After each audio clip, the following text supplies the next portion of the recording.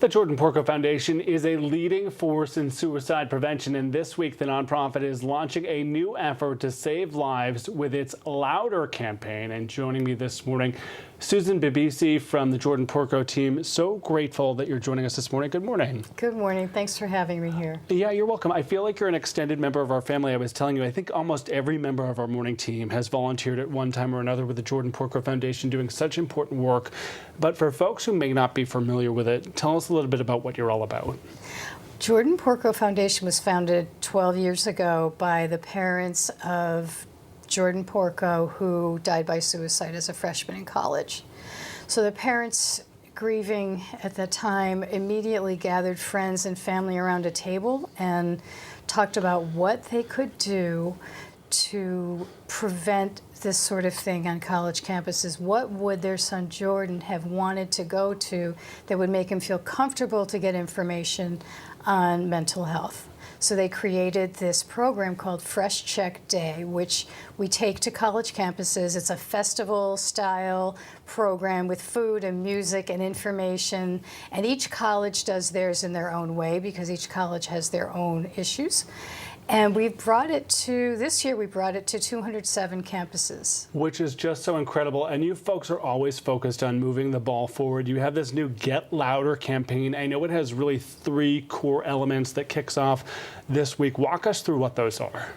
So we advocate in the Louder campaign for you to get loud, which means tell your story, whether it's your story of your struggles or a story of someone who has died by suicide, or a story of a friend or relative you think might be in trouble.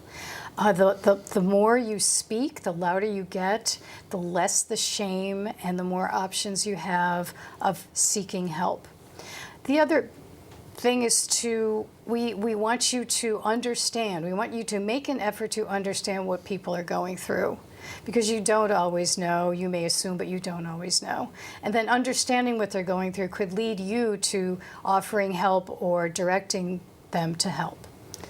And then the last one is to advocate strongly on your college campus or in your community if you think you need more mental health resources. And you have done such a beautiful job as a team getting folks to have these conversations. It's one of those topics that can often carry stigma. You want us talking about it. And you say the fundraising component to this is that you're inviting people to what?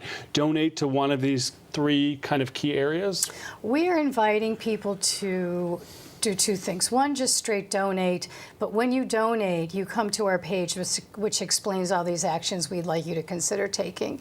The other is form a team. So you can be the lead fundraiser and you reach out to your friends and family and colleagues and get them to donate to your piece of the campaign. And in that process, they learn about these 3 activities that we'd like you to consider.